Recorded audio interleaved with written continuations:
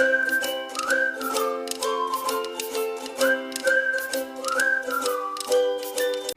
बच्चों, क्या हाल।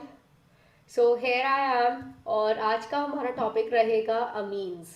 तो है ना, हम लोग अभी तक कई सारे टॉपिक्स कवर कर चुके हैं, जैसे कि केमिकल बॉन्डिंग हो गया, डीएनएफ ब्लॉक एलिमेंट्स हो गया, कोऑर्डिनेशन हो गया। इनऑर्गेनिक से मैंने तुम्हारा पी ब्लॉक कवर करा दिया है ऑलरेडी। उसके बाद ऑर्गेनिक से बात की जाए तो हाइड्रोकार्बन्स हो गया, हेलो एल्केन्स हेलो एरीन्स हो गया। मैंने तुम्हारा एल्डिहाइड्स कीटोन्स ले लिया, कार्बोक्सिलिक एसिड्स ले लिया, पॉलीमर्स बायोमोलिक्यूल्स ले लिया, प्रैक्टिकल ऑर्गेनिक केमिस्ट्री ले लिया। ठीक है, और आज हम अमीन्स ले लेंगे, तो एक तरीके से हमारा पूरा का पूरा ऑर्गेनिक ऑफ क्लास 12 हो जाएगा। और साथ ही साथ मैंने तुम्हारा जीओसी भी ले लिया है। ठीक है, आइसोमेरिज्म की बच्चों ने मेरे से रिक्वेस्ट रेज की थी, तो डेफिनेटली अगला जो सेशन होगा वो दो टॉपिक्स पर आने वाला है। एक तो रहेगा केमिस्ट्री इन एवरीडे लाइफ, और उसका एक और टॉपिक रहेगा, दैट इज द आइसोमेरिज्म। ठीक है, so these are the next 2 topics जो मैं लेने वाली हूँ। और इनऑर्गेनिक से मैंने तुम्हें बता ही दिया, सब कुछ हम कर चुके हैं। हाँ, इनऑर्गेनिक से जो 2 टॉपिक्स रह गए हैं, दैट इज़ द हाइड्रोजन और एस ब्लॉक एलिमेंट्स, जो कि मैं अगला है ना, अपने ये ऑर्गेनिक के 2 हो जाएंगे, केमिस्ट्री इन एवरीडे लाइफ और आइसोमेरिज्म। उसके बाद में इनऑर्गेनिक का हाइड्रोजन और एस ब्लॉक ले लूँगी, और तुम्हारा इन्वायरमेंटल केमिस्ट्री भी ले लूँगी। ठीक है, so this way we will be targeting every other topic. तो बहुत आराम से हम लोग अपना सारे के सारे टॉपिक्स को गो थ्रू कर लेंगे, कम्प्लीटली रिवाइज कर लेंगे by the 15th of January. और 15th ऑफ जनवरी के बाद कुछ ऐसा प्लान है कि हम लोग ना फिर मिक्स्ड क्वेश्चंस लगाएंगे, यानी कि complete syllabus, complete chemistry syllabus की बात करेंगे। ठीक है, तो अगर हम लोगों ने टॉपिक वाइज रिवीजन कर लिया तो फिर बहुत ऑब्वियस है, अब हमें क्या चलना चाहिए, फिर कलेक्टिवली रिवीजन पे जाना चाहिए। So this is the plan. Okay, तो गाइज तुम लोग एकदम रेडी हो जाओ अपने जेई मेंस के फर्स्ट अटेम्प्ट के लिए। ठीक है, so Megha ma'am is there for you, you need not to be worry, and हम सब मिलके धमाल मचाएंगे। ठीक है, कॉन्फिडेंस हम लेकर आएंगे अपने अंदर। ठीक है, सो स्टे पॉजिटिव। चलो स्टार्ट करते हैं फिर आज का सेशन, और सीखते हैं कि किस तरह के क्वेश्चंस हमारे पास आते हैं, अमीन से कितने क्वेश्चंस आते हैं। तो पहली बात, तो अगर मैं तुमसे कितने क्वेश्चंस की करूँ, तो अप्रॉक्सीमेटली देखो, मैंने तुम्हारे को पता है already, I am taking the July attempt से, यानी कि टोटल 12 क्वेश्चंस पेपर में आए थे, है ना। यानी कि 12 क्वेश्चन का मतलब है कि हर अटेम्प्ट में एक क्वेश्चन तो आया ही आया है ना। समझ रहे हो, क्योंकि ज़्यादा से ज़्यादा 10 अटेम्प्ट तुम्हारे हुए थे, 10 में से 12 क्वेश्चंस आए हैं। तो अप्रॉक्सीमेटली सिर्फ और सिर्फ जुलाई 2022 के पेपर में 12 क्वेश्चन, यानी कि अमीन एक इम्पोर्टेंट टॉपिक है जो हमें अगेन 4 मार्क्स देगा, जो हमें करना ही करना चाहिए। ठीक है, तो बिल्कुल हम इस टॉपिक को हमें करना चाहिए, और हम इसे करेंगे भी, और इसे करते हैं, और मेक श्योर करेंगे कि how we can be able to score marks from this section. चलो स्टार्ट करें। ठीक है, तो देखो, this is a question number 1। सबसे पहले ये जो क्वेश्चन है, ये ग्रिग्नार्ड का क्वेश्चन है, एंड ग्रिग्नार्ड एक बहुत ही शानदार सा रिएजेंट है, बहुत ही अच्छा स्पीशीज़ है। तो तुम सबको पता है ये ग्रिग्नार्ड क्या करता है, न्यूक्लियोफिलिक एडिशन या सब्स्टिट्यूशन मैकेनिज्म देता है। ठीक है, हाइड्रोलिसिस, तुम इसका एसिडिक हाइड्रोलिसिस कर रहे हो, और ये क्या है, this is the Clemmensen's reduction. Clemmensen's reduction, देखो ये जो पार्ट है यहाँ पे पूरा मैकेनिज्म का पार्ट है, this all is a part of reaction mechanism. तो रिएक्शन मैकेनिज्म तो तुम लोगों को आता है, जल्दी से लगा दो। और ये क्या है, तुम्हारा रिड्यूसिंग रिएजेंट है, रिडक्शन करता है, तो रिडक्शन करेगा, रिड्यूसिंग रिएजेंट है, रिडक्शन करता है। तो क्लेमेंसन्स अल्टीमेटली बनाता क्या है, अगर तुम्हें ये भी पता है कि अगर कोई क्लेमेंसन्स रिडक्शन हो रही है तो क्या प्रोडक्ट बनेगा, तो भी तुम लोग मुझे बता सकते हो कि तुम्हारा आंसर क्या हो सकता है। This is your right answer, that is a is the right answer. बिल्कुल सही बोला आयुष ने, मतलब उसने मुझे खुश कर दिया, है ना। देखो, हमें ये समझ में आ गया कहीं ना कहीं क्वेश्चन में, कि कहीं क्वेश्चन में अल्कोहल था, नहीं था, कीटोन था, नहीं था, एल्कीन नहीं था। तो और क्लेमेंसन्स रिडक्शन जनरली क्या बनाता है, एल्केन्स बनाता है। तो तुम्हारे पास इनिशियली ये दे रखा है, और तो तुम्हारा एल्केन्स ही बनेगा ना, यानी कि ए। लेकिन फिर भी कई बार अगर हम लोग मैकेनिज्म नहीं जानते तो हमारे से गलती हो सकती है। ठीक है, वी कुड अंडरगो मिस्टेक। तो सबसे पहले देख लो जरा तुम्हारे पास क्वेश्चन क्या था, क्योंकि ओवर कॉन्फिडेंस भी कई बारी गड़बड़ करा देता है। इसको जब तुम लोग ग्रिग्नार्ड से रिएक्ट कराओगे तो क्या मैकेनिज्म रहेगा, दिस इज अ न्यूक्लियोफाइल, ये न्यूक्लियोफिलिक एडिशन मैकेनिज्म देगा, ये जाएगा ऐसे। तो आपका क्या बनेगा,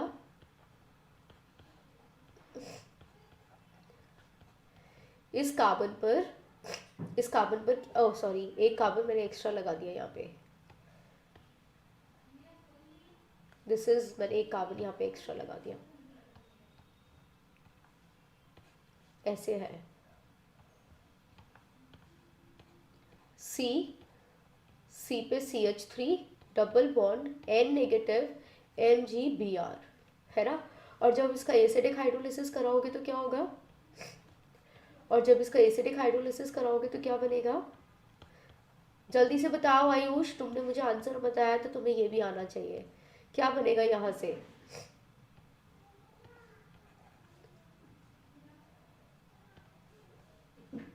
ए आंसर तो आ गया, बट एसिडिक हाइड्रोलिसिस क्या करेगा, यहां से अमोनिया निकालेगा और यहाँ पे डबल बॉन्ड O लगेगा,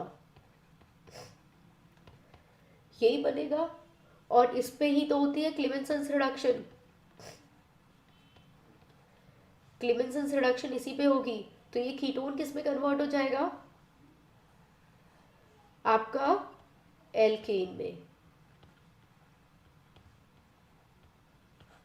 So that's how this is your answer. Clear to everyone? Very good. Very good Meena. तो ये हो गया हमारा आंसर, यानी कि अगर ये क्वेश्चन तुम्हारे पेपर में आता तो तुम्हारे 4 नंबर पक्के। कितने मार्क्स, +4। अगला क्वेश्चन, ओ माय गॉड, देखने से लग रहा है पता नहीं कितना टफ सा क्वेश्चन है, क्या ये रियली टफ है, एक बार देखा जाए। Given below are two statements, one is labeled as assertion A and the other is labeled as reason R. पहला कहता है assertion, ये A कहता है experimental reaction of CH3Cl with aniline, यानी कि जब हम लोग एनिलीन का रिएक्शन कराते हैं with CH3Cl and anhydrous AlCl3, it does not give, ये आपको ortho and para methyl aniline नहीं देता है, ये आपको ortho and para methyl aniline नहीं देता है, यानी कि ये तुम्हें ये नहीं देता है, नहीं देता है, नहीं देता है, ये ऑप्शन ए कह रहा है। और रीजन आर कह रहा है द NH2 ग्रुप, जो ऊपर NH2 ग्रुप लगा है, of aniline becomes deactivating because of the salt formation with anhydrous AlCl3, कि ये वाला जो एनिलीन है ये क्या करता है AlCl3 के साथ, ये जो बेस है ये AlCl3 जिसके पास की वैकेंट पी ऑर्बिटल होती है उसके साथ रिएक्ट कर लेता है और बना लेता है, एक सॉल्ट बन जाता है, यानी कि NH2Cl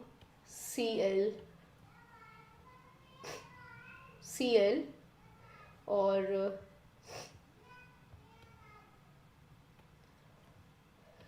यानी कि नाइट्रोजन ने अपना इलेक्ट्रॉन पेयर इसको दे दिया ClAlCl2, इस तरह का कॉम्प्लेक्स बन जाता है, ठीक है, ये बन जाता है और ये बन जाता है कुछ कॉम्प्लेक्स एंड हेंस यील्ड, और ये यहाँ पे एक हो जाए, क्या हो जाएगा Cl नेगेटिव, इस तरह से सॉल्ट बन जाता है and hence yield meta methyl aniline as the product.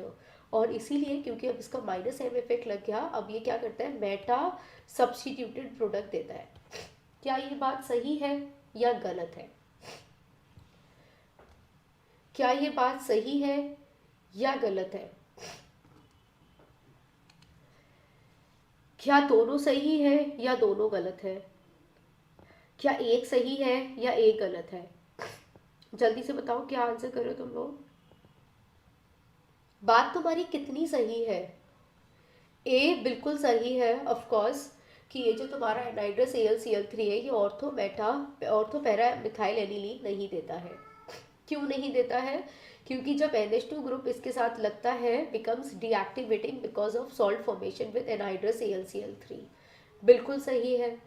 तो अगर ये डीएक्टिवेटिंग हो गया, तो अगर ये डीएक्टिवेटिंग हो गया तो फिर इस पर मिथाइलेशन होगा, यानी कि फिर इस पर इलेक्ट्रोफाइल का अटैक हो पाएगा।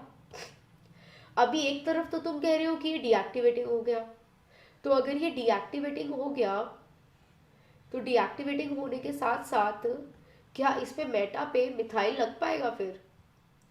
तो यानी कि मेटा पे भी लगाना मुश्किल हो गया ना यार।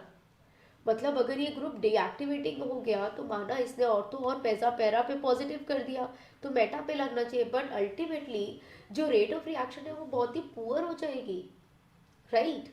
बहुत ही पुअर हो जाएगी। एंड सो देयरफॉर तुम्हारा ये नहीं बन पाएगा, ठीक है? तो यानी कि ए तो ट्रू है बट हमारा आर फॉल्स है, ये सी तुम्हारा सही आंसर होगा, ठीक है? If the groups become deactivating तो मिथाइलेशन कराना is not that easy. Clear? अगले क्वेश्चन पर आ जाए। Hydrolysis of which of compound will give the carbonic acid? So what do you mean by the carbonic acid? Carbonic acid क्या होता है? Anybody will tell me कि hydrolysis किस चीज़ का तुम हाइड्रोलिसिस करोगे तो तुम्हारे को कार्बोनिक एसिड मिलेगा? सबसे पहले मुझे ये कौन बताएगा कार्बोनिक एसिड क्या होता है? It's a common name. क्या है बच्चों ये कॉमन नेम है। किसका कॉमन नेम है ये? किसका कॉमन नेम है ये?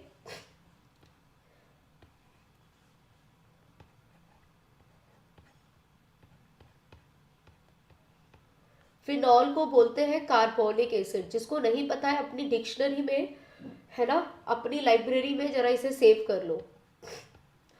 कार्बोनिक एसिड बोला जाता है फिनॉल को, ठीक है? यानी कि किसका हाइड्रोलिसिस कराओगे तो तुम्हारे को कार्बोनिक एसिड मिलेगा। क्यूमीन पता है क्या होता है?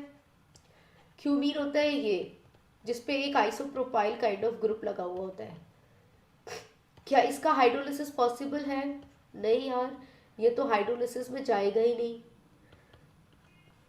Benzene diazonium chloride, benzene diazonium chloride का हाइड्रोलिसिस कराओगे तो क्या बनेगा? क्या बनेगा? इसका हाइड्रोलिसिस कराओगे तो क्या बनेगा? Yes, absolutely phenol is the answer, ठीक है? N2 निकल जाएगा, HCl निकल जाएगा, OH लग जाएगा। Benzyl chloride, what is benzyl chloride?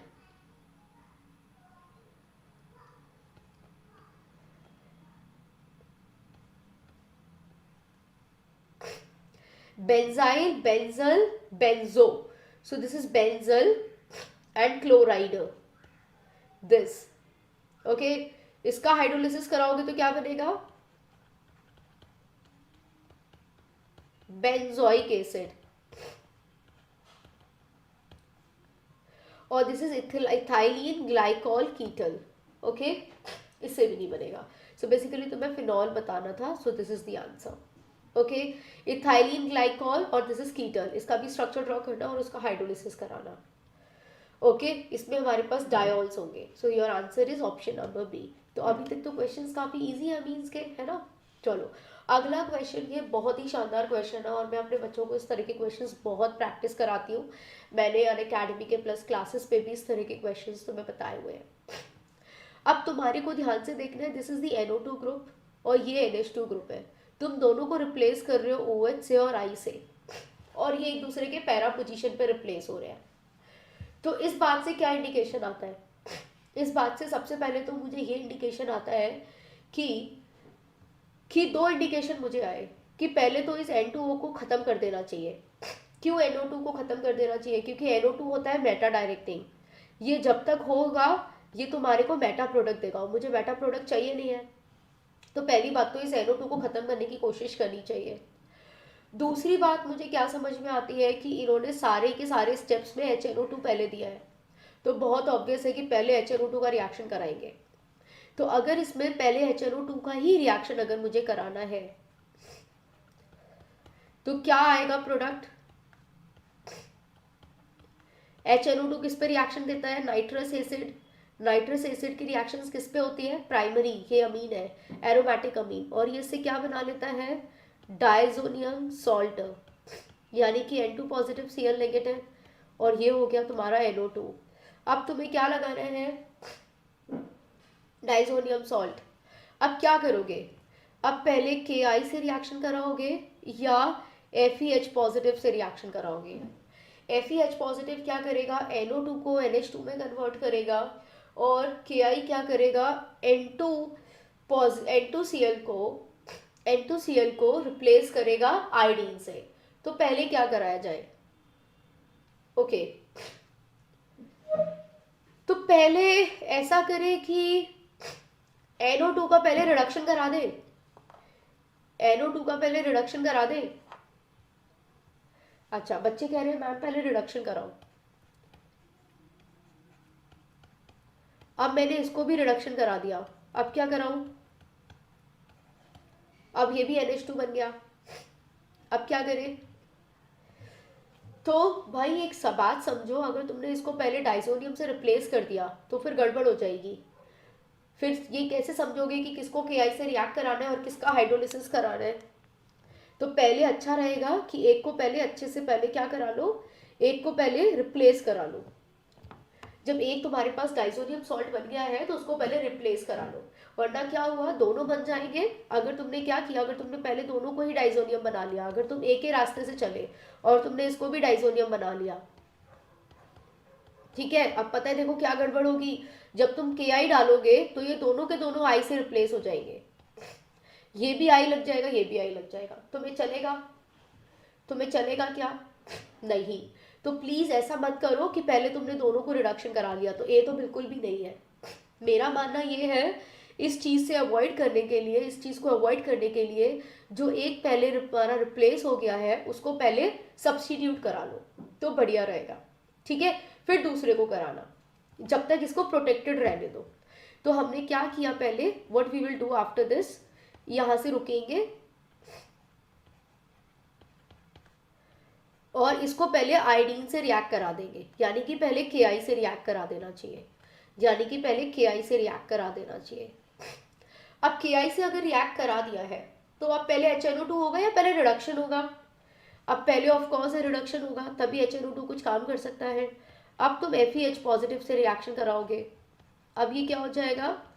Iodine, और ये हो जाएगा NH2।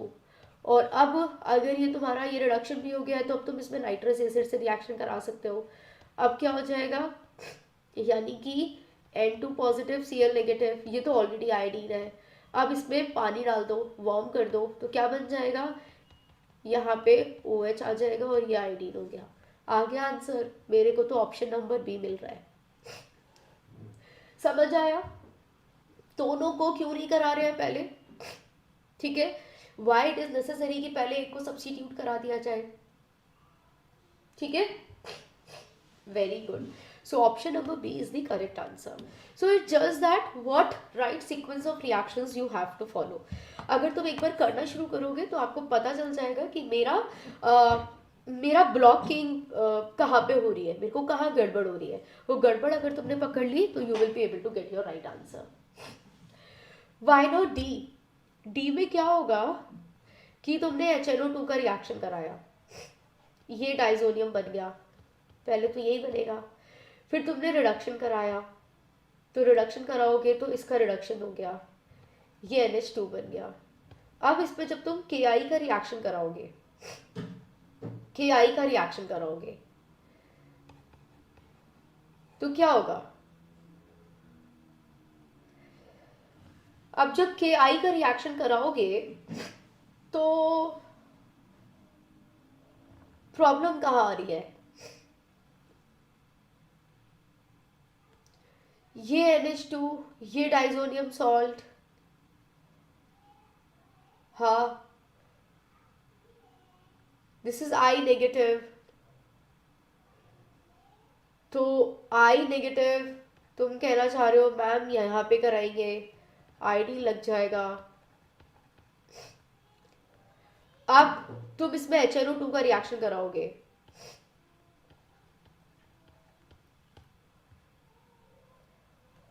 अब इसमें नाइट्रस एसिड बनाओगे,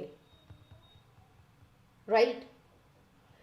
तो एक्चुअली ये वाला जो स्टेप है ना, जब तुमने यहाँ पे जब तुम के आई का रिएक्शन कराओगे तो बहुत चांसेस हो सकते हैं कि ये तुम्हारा सॉल्ट बनने की कोशिश करे, ये अमोनिया तुम्हारा एल्काइलेटेड हो जाए।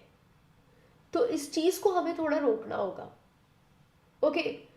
तो इससे बेहतर क्या रहेगा, आई नेगेटिव एक न्यूक्लियोफाइल है, ठीक है, तो ये हमारे लिए बहुत बेहतर रहेगा कि हम पहले आई करा दें, फिर अल्टीमेटली फिर दोबारा फिर यानी कि जो प्रोटेक्टेड है उसको प्रोटेक्टेड रहने देते हैं ना, उसको पहले से रिड्यूस करा के क्यों रिएक्शन कराना, क्योंकि फिर ये क्या हो सकता है, this is the H positive, ये एच आई बन के निकल भी तो सकता है। सोचो जरा वंश, तुमने NH2 में के आई का रिएक्शन कराया तो ये एच आई बन जाएगा, और ये तुम्हारा NH नेगेटिव और K पॉजिटिव भी तो सॉल्ट भी तो बन सकता है, ओके। तो NO2 लेकिन रिएक्ट नहीं करेगा, तो NO2 एक तरीके से प्रोटेक्टेड है, तो उसको पहले आप प्रोटेक्टेड रहने दो, समझे, और बाद में पहले KI को पहले ही सब्स्टिट्यूट कर लो। अब समझ में आया कि B ही क्यों होना चाहिए, D क्यों नहीं होना चाहिए, क्योंकि अगर हमने पहले KI से रिएक्शन कराया तो it will be a displacement reaction, NH negative K positive करके सॉल्ट बन जाएगा और तुम्हारा HI निकल जाएगा, ठीक है। So that's why we have to protect it. N2Cl कैसे किया रिप्लेस I से, ये एक रिएक्शन होती है कि कोई भी न्यूक्लियोफाइल इस जगह सब्स्टिट्यूट हो सकता है, यानी कि ये जो N2 होता है this becomes a good leaving group as N2, ये नाइट्रोजन गैस की तरह गुड लीविंग ग्रुप बन के निकल जाता है, और जब ये इलेक्ट्रॉन पेयर लेके निकलता है तो आपका जो भी न्यूक्लियोफाइल होता है वो इस जगह सब्स्टिट्यूट कर लेता है। So this is a reaction of diazonium salt, okay, यानी कि ये अमीन्स की रिएक्शंस है, अमीन्स की नेम रिएक्शन है ना। अगर तुमने ये नेम रिएक्शन नहीं पढ़ा है तो तुम बिल्कुल इसको पढ़ोगे and then you will understand कि ये डाइसोनियम सॉल्ट पे हमारा मतलब डाइसोनियम सॉल्ट एक ऐसा सॉल्ट होता है जो आपको न्यूक्लियोफाइल्स को सब्स्टिट्यूट करवाने में हेल्प करता है। वरना यूजुअली क्या होता है, यूजुअली तो हम बोलते हैं कि हमेशा इलेक्ट्रोफिलिक सब्स्टिट्यूशन ही होते हैं, लेकिन डाइजोनियम की सॉल्ट में rather than electrophilic nucleophilic substitution easily होता है। तो जो भी न्यूक्लियोफाइल होगा, भले पानी भी तो अटैक किया है ना, तो वाटर में क्या हुआ, वाटर में भी तो OH आपका न्यूक्लियोफाइल था, OH2, तो ये एज अ न्यूक्लियोफाइल अटैक कर रहा है। KI में I negative as a nucleophile attack कर रहा है। अगर तुम यहाँ पे कोई HBr ले लेते तो Br negative as a nucleophile attack करता, CuBr कुछ ले लेते, CuCl ले लेते तो Cl negative as a nucleophile behave करता। तो जो भी न्यूक्लियोफाइल्स होते हैं वो अटैक करते हैं, ठीक है। So this is a reaction of diazonium salt की यहाँ पे न्यूक्लियोफाइल्स रिएक्ट करते हैं। अगला रिएक्शन, अगला रिएक्शन इतना प्यारा है कि क्या ही बताऊं, it is just a match the type following. अगर तुमने सिर्फ रिएक्शंस के नाम सुने हैं तो भी तुम लोग कर सकते हो। बेंजीन सल्फोनाइल क्लोराइड किसके लिए है, ये क्या है, ये सबको पता है ma'am, this is a Hinsberg reagent. आ गया आंसर, A का 3 मार्क कर दो, 0.5 seconds.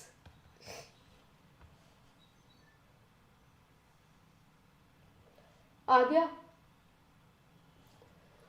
Hofmann bromamide degradation reaction, ये क्या किसकी रिएक्शन है, आइसोसाइनेट, इसमें NCO टाइप्स बनता है। कार्बाइल अमीन किसकी रिएक्शन है, सबको पता है, primary amine. Hofmann orientation, Hofmann orientation यानी कि एंटी, ये क्या है,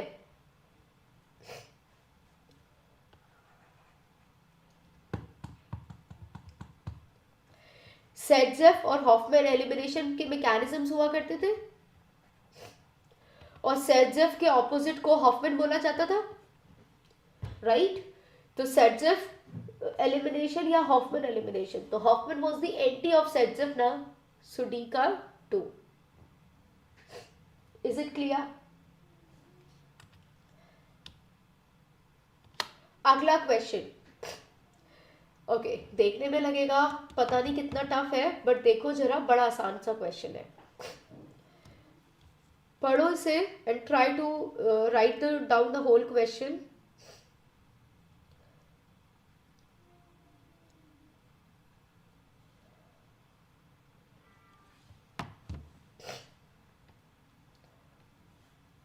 An organic compound A contains nitrogen and chlorine.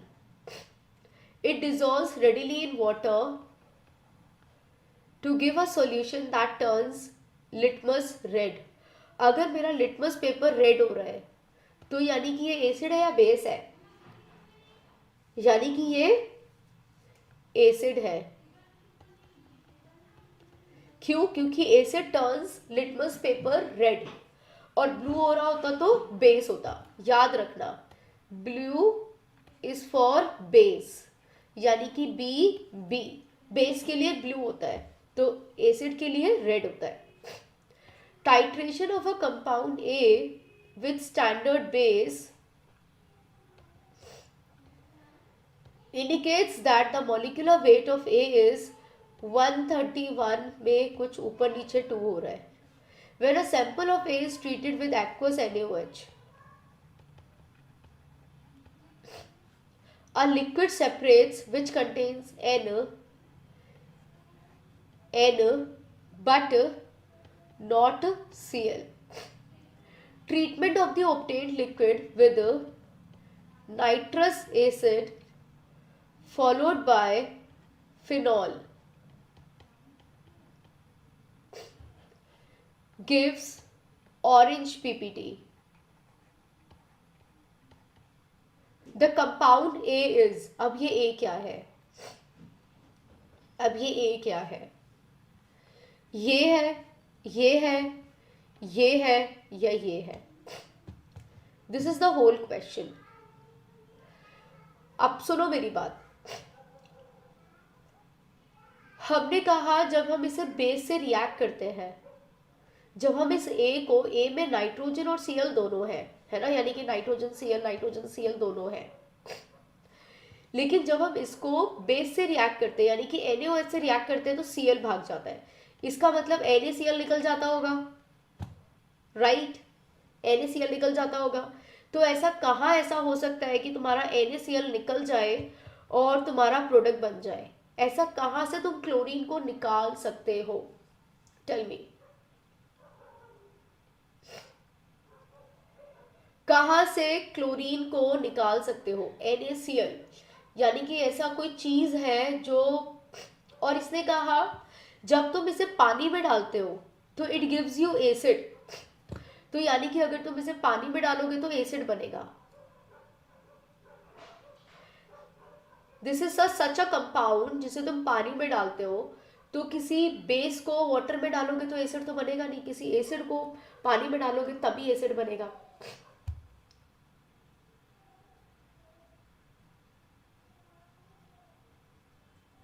What it could be? Option number D. अच्छा, तो ऑप्शन नंबर डी में ऐसा क्या हो रहा है? This is ammonium chloride, right? तो अगर तुमने अमोनियम क्लोराइड को वाटर में डाला तो ये क्या बन जाएगा? तो ये क्या दे देगा तुम्हें?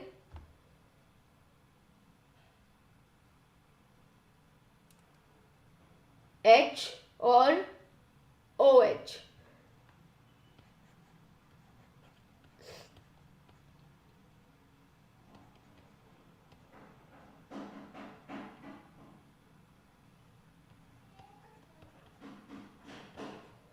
ये बन जाएगा, that is ammonium hydroxide, right? क्या ये एसिड है?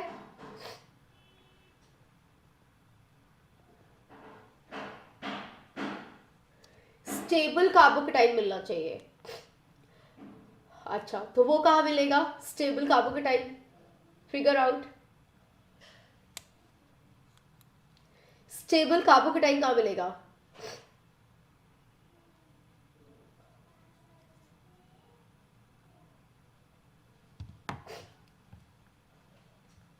अब सुनो मेरी बात, अब सुनो मेरी बात.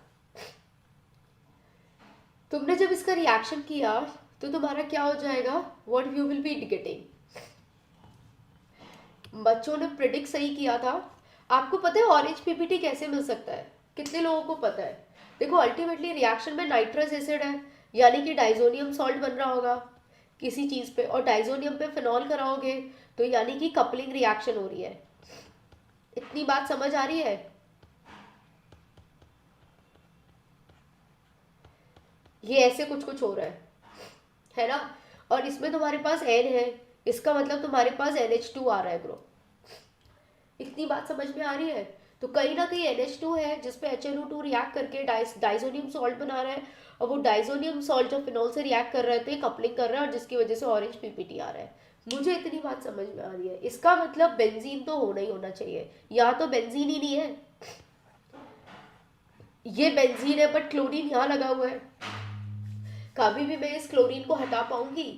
क्या मेरे पास कोई तरीका है कि मैं इसे बेस में डालूं और क्लोरीन भाग जाए? नहीं, कोई तरीका नहीं है।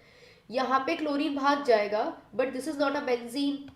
ये बेंजीन भी है और क्लोरीन भाग भी सकता है, तो बहुत चांसेस हमें लग गए कि यार डी होना चाहिए, क्योंकि सबसे पहली बात बेंजीन है। अब इस रिएक्शन को कराने की ट्राई करते हैं।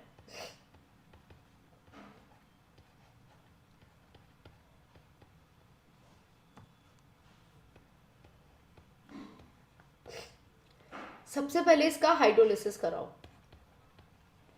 और देखो हाइड्रोलिसिस करा के तुम्हारा क्या बन रहा है, और दूसरा बेस से रिएक्ट कराओ।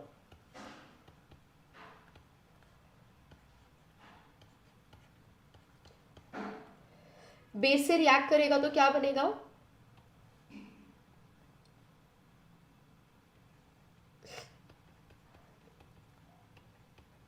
यही होगा। तो यानी कि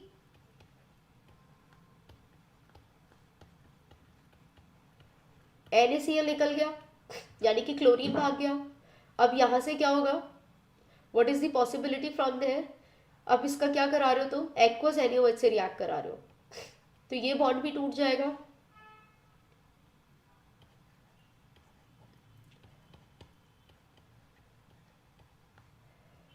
और तुम्हारा पानी भी निकल जाएगा।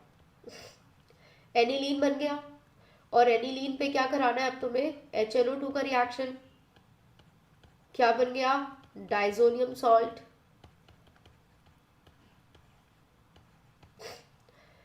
और डाइजोनियम सॉल्ट के बाद क्या करा दोगे? फिनॉल से रिएक्शन। फिनॉल कैसा होता है? Ortho and para directing.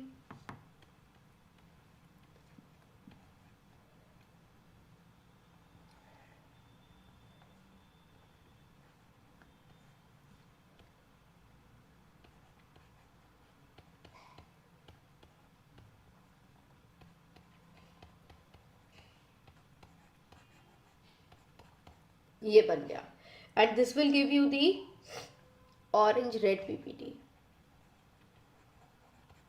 ये क्या है? This is a coupling reaction.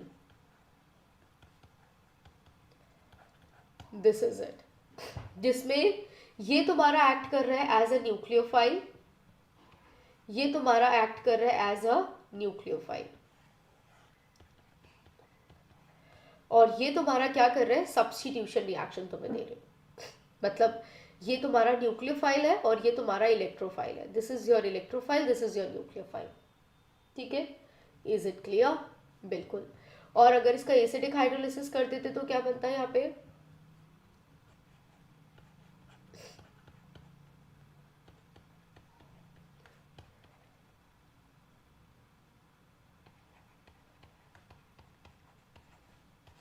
HCl की वजह से ये सोल्यूशन कैसा हो गया? एसिडिक हो गया ना।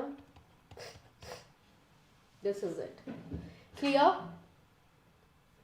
HNO2 दिया था एक क्वेश्चन में, दिया तो है। ये नाइट्रस एसिड दिया तो है। नाइट्रस एसिड क्या होता है? HNO2 ही तो होता है सलोनी। ओके, क्वेश्चन देखने में टफ लग रहा था but question was not tough. और तुम्हें ये जो मॉलिक्यूलर वेट होते हैं इन सबका कुछ करना नहीं होता है। पहले क्वेश्चन पे अगर तुम्हें भरोसा है तो तुम्हें ये सब चेक करने की जरूरत नहीं पड़ेगी। जो बच्चे पढ़ के नहीं जाते या जिनको रिएक्शंस पे कॉन्फिडेंस नहीं होता वो इसको ऐड करने में लग जाते हैं। वो मॉलिक्यूलर वेट का सम निकालने में लग जाता है. So please don't do that. Okay, अगला क्वेश्चन, तो यानी कि आंसर इज डी. क्वेश्चन बिल्कुल सेम था, डाइजोनियम सॉल्ट पे था. डाइजोनियम सॉल्ट एक बहुत ही इंपॉर्टेंट रिएक्शन है जो तुम्हें पढ़नी चाहिए, ठीक है, नाइट्रोजन फैमिली से. Identify the correct statement for the given below transformation. यानी कि यहाँ से क्या स्टेप्स, यानी कि हमारा क्या बनना चाहिए, करेक्ट स्टेटमेंट्स तुम्हें बताने हैं. तो देखो उसने कहा है ए और बी दो प्रोडक्ट्स बनेंगे. Read the question carefully. ये मुझे लग रहा है प्रॉपर मैकेनिज्म बेस्ड क्वेश्चन है कुछ कुछ. ये ए है, ये बी है.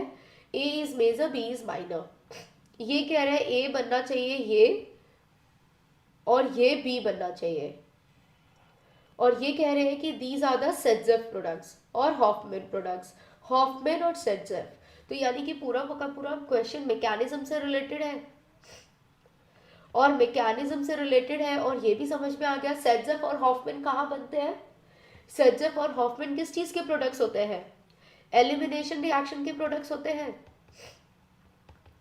जब एलिमिनेशन होता है तभी हम इनकी बात करते हैं. और एलिमिनेशन में भी जब तुम E2 एलिमिनेशन करते हो तभी तो सेट्जेफ और हॉफमैन की बात आती है, राइट. और यहाँ पे हमने पढ़ा है कि अगर नॉन बल्की बेस होता है तो क्या होता है. अब सुनो, अब मुझे बताओ यहाँ पे पहले ये डिसाइड कर लो कि सेट्जेफ होगा कि हॉफमैन होगा. कौन मुझे बताएगा. और सेट्जेफ और हॉफमैन की पहचान सिर्फ और सिर्फ लीविंग ग्रुप से और बेस से बताई लगा जा सकती है. कि सेट्जेफ होगा या हॉफमैन होगा, इस बात को तुम लोग सिर्फ और सिर्फ लीविंग ग्रुप देखकर और बेस देखकर पता लगा सकते हो. So as per this understanding तुम्हारा ये कौन सा एलिमिनेशन होना चाहिए. गलत वंश. The answer has to be Hoffmann. जरा नोट्स खोल के देखो अपने. जब भी इस तरह का लीविंग ग्रुप होता है, अगर इस तरह का लीविंग ग्रुप होता है तो हॉफमैन एलिमिनेशन होता है. अगर कोई बल्कि सा अमोनियम आयन जैसा कोई भी लीविंग ग्रुप होगा तो हॉफमैन एलिमिनेशन होगा. नहीं होगा सेट्जेफ. अरे सिर्फ बेस क्यों देख रहे हो, लिविंग ग्रुप भी तो देखो. तुम्हारे को लिविंग ग्रुप भी तो लिखवाया हुआ है मैंने. तुम सिर्फ बेस देख रहे हो, लिविंग ग्रुप नहीं देख रहे हो. लिविंग ग्रुप देखोगे तो समझ में आ जाएगा. ये एक ऐसा बल्कि लिविंग ग्रुप है. और देखो साथ की साथ क्या हो रहा है, लिविंग ग्रुप बल्कि है, सब्स्टिट्यूटेड कितना है. तो कौन सा एलिमिनेशन कराओगे यार, कौन सा एलिमिनेशन कराओगे. हॉफमैन एलिमिनेशन होगा. हॉफमैन होगा और हॉफमैन एलिमिनेशन होगा तो ये वाला हाइड्रोजन निकलेगा, यानी कि टर्मिनल हाइड्रोजन निकलेगा. तो ये वाला एल्कीन मेजर प्रोडक्ट होना चाहिए, राइट. ये दोनों निकलेंगे तो टर्मिनल एल्कीन, यानी कि 1 2 3 4 5 पेंट वनीन मेरा मेजर होगा. यानी कि option number C is my correct answer. कितना लिखना पड़ा मुझे इसमें, क्या मुझे इससे ज्यादा लिखने की जरूरत पड़ेगी इस क्वेश्चन में. बिल्कुल नहीं पड़ेगी. अगर मुझे ये पता है कि सेट्जेफ और हॉफमैन में से कौन सा होगा, आई डिसाइडेड हॉफमैन होगा. और हॉफमैन का मतलब होता है लेस सब्स्टिट्यूटेड एल्कीन, यानी कि यहाँ से निकलना चाहिए. और बी मेरा माइनर प्रोडक्ट ये हो जाएगा. Clear. So your answer is C. The question was straightforward from the mechanism. E2 mechanism से क्वेश्चन था. बात समझ रहे हो, how to identify the type of question, है ना. हमें किस तरीके से क्वेश्चन को आइडेंटिफाई करना होता है. क्वेश्चन में इतना सब कुछ लिखने के लिए या करने के लिए नहीं होता है. अगला क्वेश्चन ये देखो फिर से आ गया. एनिलीन जैसे एग्जामिनर का फेवरेट है, और तो मेटा पैरा पे ही वो अटका रहता है. एजर्शन ए कह रहा है एनिलीन और nitration gives ortho Meta and para nitro derivatives of aniline. Aniline का अगर तुम नाइट्रेशन करा रहे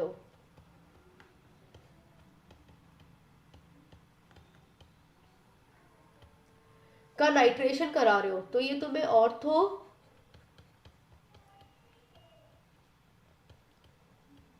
मेटा पैरा, यानी कि तीनों एनिलीन देता है।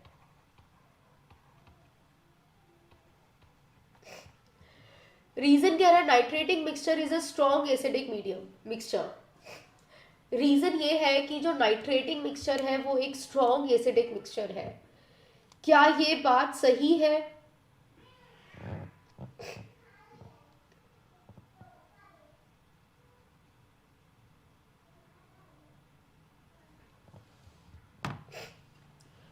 क्या हमारा नाइट्रेटिंग मिक्सचर स्ट्रॉन्गली एसिडिक है? ए राइट है। तो ए राइट है तो फिर बी रॉन्ग क्यों है? जब ए राइट है, जब एजर्शन राइट है, अच्छा तुम कह रहे हो ऑप्शन ए इज राइट, अच्छा अच्छा अच्छा, हाँ ठीक है। अच्छा, इफ यू मीन टू से कि ऑप्शन नंबर ए, तो then absolutely this is right. तो देखो एनिलीन जब नाइट्रेशन कराता है तो हमें ऑर्थो प्रोडक्ट भी देता है, हमें मेटा प्रोडक्ट भी देता है और पैरा प्रोडक्ट भी देता है। क्यों देता है? देखो ऑर्थो और पैरा तो इसलिए देता है क्योंकि ये प्लस एम इफेक्ट शो करता है। अब साथ ही साथ ये स्ट्रॉन्गली एसिडिक मीडियम है, तो स्ट्रॉन्गली एसिडिक मीडियम होने की वजह से ये क्या हुआ, इसने क्या किया, एनिलीनियम आइन बनाया। और जो तुम्हारा एनिलीनियम आइन बनेगा वो क्या करेगा, NH3 पॉजिटिव जो बनेगा तुम्हारा एनिलीनियम आइन, इसका माइनस एम इफेक्ट लगेगा, स्ट्रॉन्ग माइनस एम हो जाएगा। और स्ट्रॉन्ग माइनस एम होने की वजह से ये यहाँ पे इलेक्ट्रॉन डेंसिटी बढ़ जाएगी, तो ये तुम्हें मेटा प्रोडक्ट भी देगा, यानी कि मेटा पे भी सब्स्टिट्यूशन होगी। ठीक है, सो दैट्स द रीजन। इसका मतलब ऑर्थो पैरा मेटा सब मिल रहा है और नाइट्रेटिंग मिक्सचर एक स्ट्रॉन्ग एसिडिक मिक्सचर है। और ये देख रहे हो हर साल इस पर दो दो क्वेश्चंस पूछे जा रहे हैं एनिलीन के इस पर्टिकुलर रिएक्शन पे। ठीक है, बिल्कुल। तो ए और आर दोनों ट्रू है और R is the correct explanation of A. 28 जुलाई को भी एक क्वेश्चन आया है, और इससे पहले अगर तुमने देखा था, इससे पहले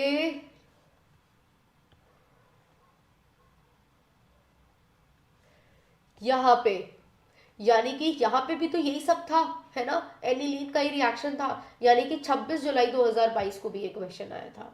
तो यानी कि एक ही साल में, एक ही अटेम्प्ट में दो बार ये क्वेश्चन आया गया है।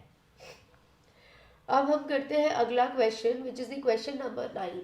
Which among the following is the strongest Brønsted base. चलो अब तुम लोग मुझे बताओगे इन सब में से बेस सबसे अच्छा कौन सा है।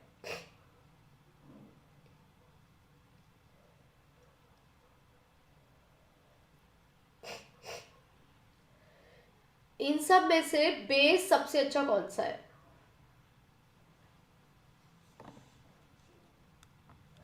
मुझे तो मेरा आंसर मिल गया, तुम्हें मिल गया?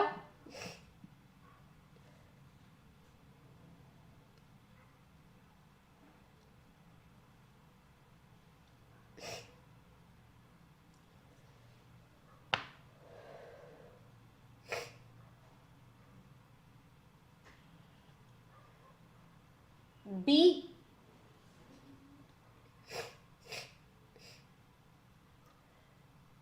ओके, देखो सी तो हो ही नहीं सकता, सी का तो लोन पेयर रेजोनेंस में जा रहा है। Delocalize lone pair no. It's the most bulky base, Bronsted base. इसका जो कॉन्जुगेट एसिड बनेगा वो तो बिल्कुल भी हाइड्रोजन बॉन्डिंग से स्टेबलाइज नहीं हो पाएगा। ब्रॉन्स्टेड, ब्रॉन्स्टेड का मतलब क्या हुआ, पानी की प्रेजेंस में, in the presence of water वो स्टेबल होना चाहिए। ओके, सुनो, ये ध्यान से देखो तो it is a 2 degree amine. Okay, अब बी और डी में कंफ्यूजन हो सकता है, तो डी में बिल्कुल सही। अरे वंश देगा लोन पेयर, क्यों नहीं देगा, इजीली अवेलेबल है ना। तो ये तो क्या है, कभी ये एनिलीन इन्वर्जन में जाएगा? नो, तो inversion is not possible, inversion possible नहीं है, इज नॉट अलाउड, क्योंकि this is a rigid geometry. तो क्योंकि इसकी ज्योमेट्री एकदम रिजिड है, इसका इन्वर्जन नहीं हो सकता, इन्वर्जन नहीं हो सकता, इसीलिए ये क्या करेगा, इसका जो लोन पेयर है वो इजीली अवेलेबल हो गया, रिजिड ज्योमेट्री होने की वजह से ये इजीली अवेलेबल हो गया। और इजीली अवेलेबल होने की वजह से ये क्या करेगा, वाटर से प्रोटोनेट कर लेगा और एक स्ट्रॉन्ग ज्योमेट्री इसकी रहेगी, दैट इज दिस. सो बिल्कुल D is the right answer. Even D is the right answer.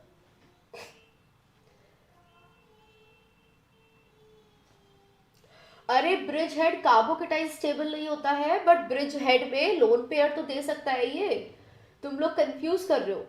Bridge head में कार्बोकेटाइन अनस्टेबल होता है. अगर ये इस तरीके से ब्रिज हेड पे कार्बोकेटाइन बन रहा होता तो ये अनस्टेबल होता. ये नहीं बन सकता. But this is not a carbon, it is a nitrogen. और नाइट्रोजन में इन्वर्जन ऑफ अम्ब्रेला इन्वर्जन देखते हैं. अम्ब्रेला इन्वर्जन देखते हैं. आ रहा है समझ में? बिल्कुल. तो यहाँ पे अम्ब्रेला इन्वर्जन नहीं हो पाएगा. That's the reason. Answer is option number D. अगला क्वेश्चन. आपको बोला गया आपके पास कोई ए कंपाउंड है जो कि है C8H6Cl2O, जिसपे तुम अमोनिया का रिएक्शन करा रहे हो, तो तुम्हारा हो रहा है C8H8ClNO. यानी कि एक क्लोरीन हट रहा है ना, और एक क्लोरीन हट रहा है और तुम्हारा दो हाइड्रोजन्स लग रहे हैं और एक एल लग रहा है. तो मुझे तो लग रहा है कि NH2 लग रहा है. जितना मुझे समझ में आया, मुझे इतना समझ में आया कि क्लोरीन हटा के तुम NH2 लगा रहे हो और फिर NH2 लगा रहे हो, फिर उसके बाद Br2 in the presence of NaOH की रिएक्शन हो रही है. तो Br2 in the presence of NaOH क्या करता है,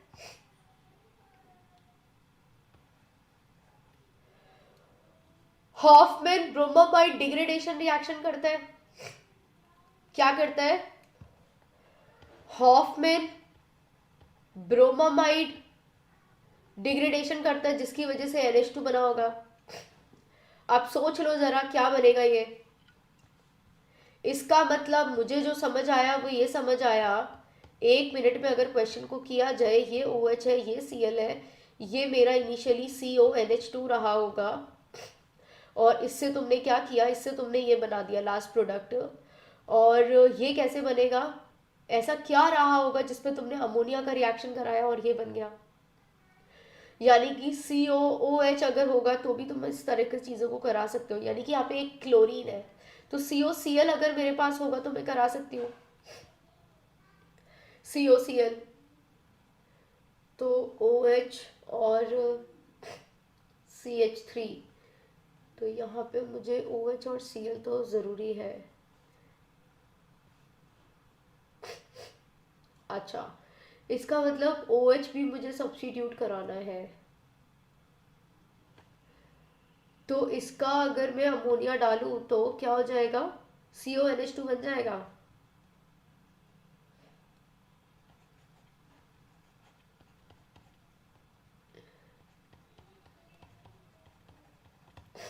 हाँ, CONH2.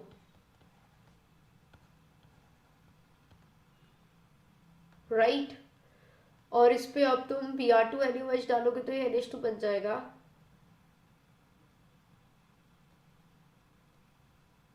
मिथाइल को OH से कैसे रिप्लेस करोगे, कुछ और सोचो.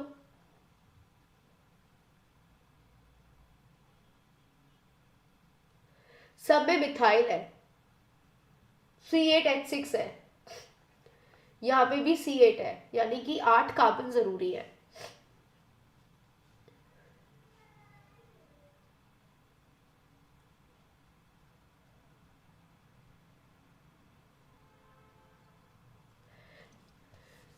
क्लोरीन को OH में, क्लोरीन को OH में कन्वर्ट किया जा सकता है, यानी कि मिथाइल को OH में कन्वर्ट किया जा सकता है.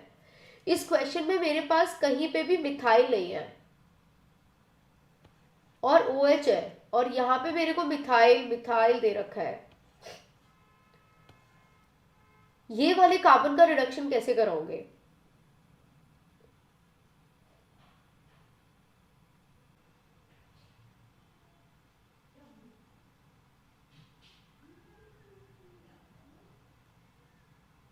ये OH नहीं होगा. This should not be OH. क्योंकि मिथाइल को हटा के OH लगाना तो पॉसिबल नहीं है ना, और इसमें एक ही O दे रखा है, तो अगर इसमें यहाँ पे O हो गया तो तुम्हारा इसमें O कैसे हो जाएगा, फिर तो ये निकल जाएगा ना इससे, तो this should not be OH, यानी कि ये होना चाहिए तुम्हारा मिथाइल। इसको ठीक कर लो, जो बनने वाला प्रोडक्ट है that has to be methyl.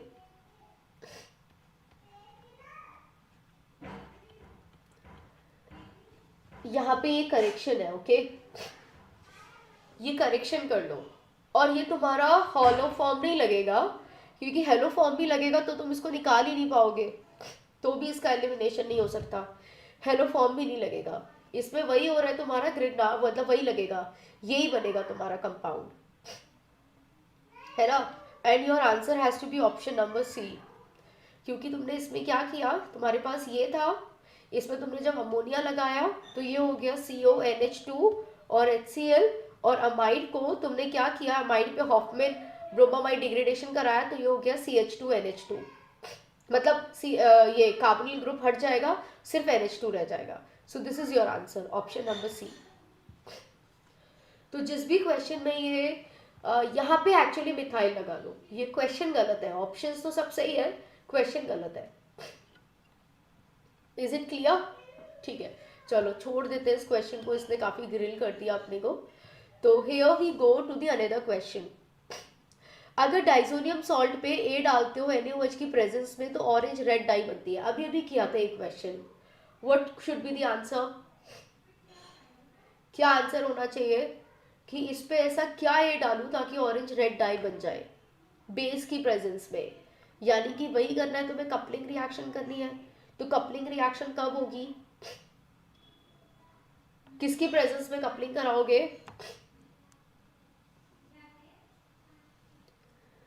पिछला वाला रिएक्शन पूरा करा देती हूँ। आपके पास ए कुछ कुछ दे रखा था, इसके मॉलिक्यूलर फॉर्मूला पे मैं ध्यान नहीं दे रही, इस पे अमोनिया से आपको रिएक्शन करानी थी, और अमोनिया से रिएक्शन कराने के बाद C8H8Cl NO बनना था, और इसके बाद दिया हुआ था कि Br2 NaOH से रिएक्शन कराओ, बनेगा बेंजीन, इस पर OH और Cl। तो मैंने आपको कहा कि नहीं, यहाँ पे OH नहीं हो सकता, this has to be a methyl, ये मैंने करेक्शन कराया तुम्हें, और then this is the NH2। अब क्वेश्चन है क्या होगा, ये अगर मेरा हॉफमैन ब्रोमोमाइड डिग्रेडेशन रिएक्शन है तो मेरा क्या होगा, this has to be a benzene ring, जिस पर ये एक मिथाइल है, ये एक क्लोरीन है, और यहाँ पे हो जाएगा CONH2। मैं उल्टा चली क्योंकि मुझे पता है हॉफमैन ब्रोमोमाइड में CO हट जाएगा और सिर्फ NH2 रह जाएगा, ये हुआ।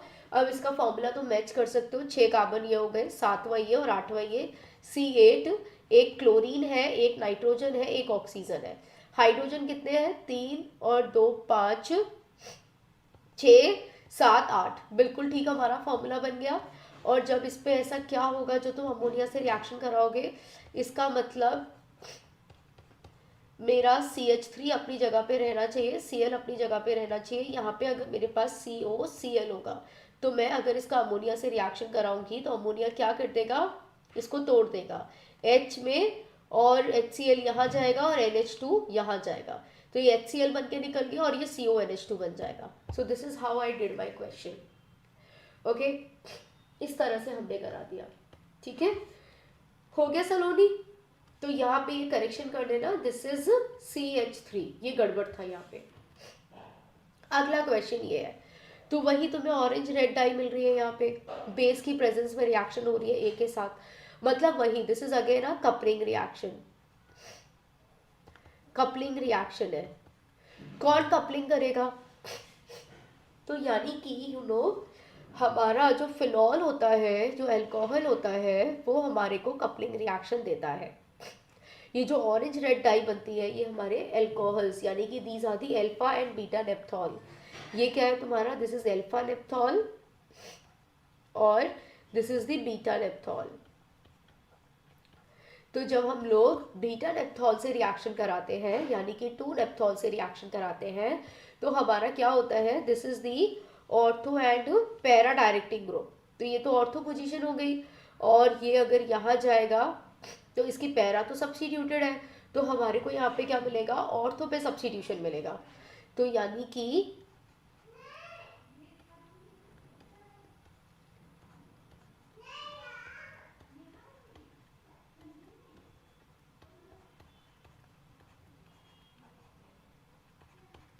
ये आपको मिला ऑर्थो सब्स्टिट्यूटेड प्रोडक्ट, ठीक है, और वापस से एरोमेटिसिटी रीगेन हो जाएगी। सो this is it, this is your answer. और यहाँ पे कराओगे तो ऑर्थो तो सब्स्टिट्यूटेड है, तो यहाँ पे ये वाला ऑर्थो या ये वाला पैरा, तो ये वाला हमारा मेजर प्रोडक्ट नहीं होगा, this is going to be the major product. क्यों? क्योंकि रिएक्शन एल्कलाइन मीडियम में दे रखी है, और एल्कलाइन मीडियम में बीटा नेप्थॉल रिएक्ट्स, और हमारे को यही प्रोडक्ट मिलेगा, ठीक है। So this is a reaction of the beta नेप्थॉल। Now the another question, and this is the last question for today. बहुत ही आसान सा सवाल है, हिंसबर्ग रिएजेंट क्या होता है। हिंसबर्ग रिएजेंट पे पहले भी क्वेश्चन आया हुआ था, मैच द टाइप वाला। तो यानी कि 2022 में हिंसबर्ग रिएजेंट पे देयर वर 2 क्वेश्चंस। तो समझ लो कितना ज़रूरी ये रिएजेंट है, ठीक है।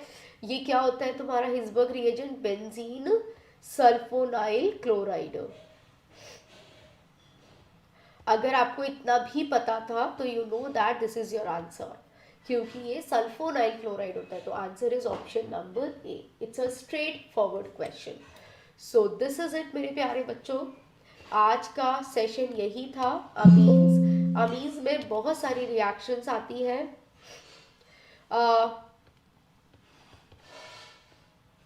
अमीन्स में हमारे बहुत सारी रिएक्शन आती है, ठीक है। मैं तुम्हें बता देती हूँ एक बार को कि अमीन्स में क्या क्या पढ़ना होता है, जो पेपर पॉइंट ऑफ व्यू से बहुत ज़रूरी होता है। एक तो बेसिसिटी ऑफ अमीन्स हमें आनी चाहिए, राइट। एक बेसिसिटी ऑफ अमीन्स हमें आना चाहिए, और कुछ 4-5 नेम रिएक्शंस है इसकी जो हमें आनी चाहिए। एक तो रिएक्शन विद HNO2, एक हिंसबर्ग रिएजेंट, और एक तुम्हारा हो गया कार्बाइलमीन टेस्ट। माना कि इसमें क्वेश्चन कोई नहीं आया, बट कार्बाइलमीन टेस्ट आया था, एक क्वेश्चन आया था, ठीक है। तो रिएक्शन विद HNO2 के तो इसमें 4-4 क्वेश्चन थे, हिंसबर्ग रिएजेंट पे 2 क्वेश्चन थे, कार्बाइलमीन टेस्ट पे 1 क्वेश्चन था। फिर इसके बाद आता है हॉफमैन ब्रोमामाइड डिग्रेडेशन रिएक्शन,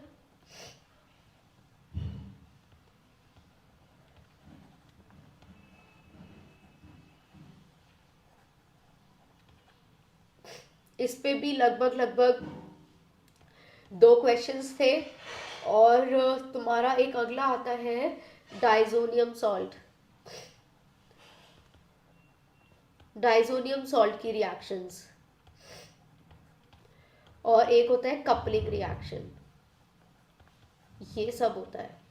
अगर इतना कर लिया तो या अमीन चैप्टर इज कंप्लीट। और ये ज़्यादातर नेम रिएक्शंस का पार्ट है, ये ज़्यादातर तुम लोग नेम रिएक्शंस में या फिर प्रैक्टिकल ऑर्गेनिक केमिस्ट्री में पढ़ते हो, बिकॉज ये भी नेम रिएक्शन है, ये सब नेम रिएक्शंस है, ठीक है। So this is it for today, I hope you like this today's session. और अगर मज़ा आया है सो कीप वॉचिंग, अगले टॉपिक्स भी मैं तुम्हें अनाउंस कर चुकी हूँ, हम लोग क्या क्या पढ़ने वाले हैं। तो do subscribe for the channel, and I wish to see you in my next lecture, ठीक है। Thank you so much.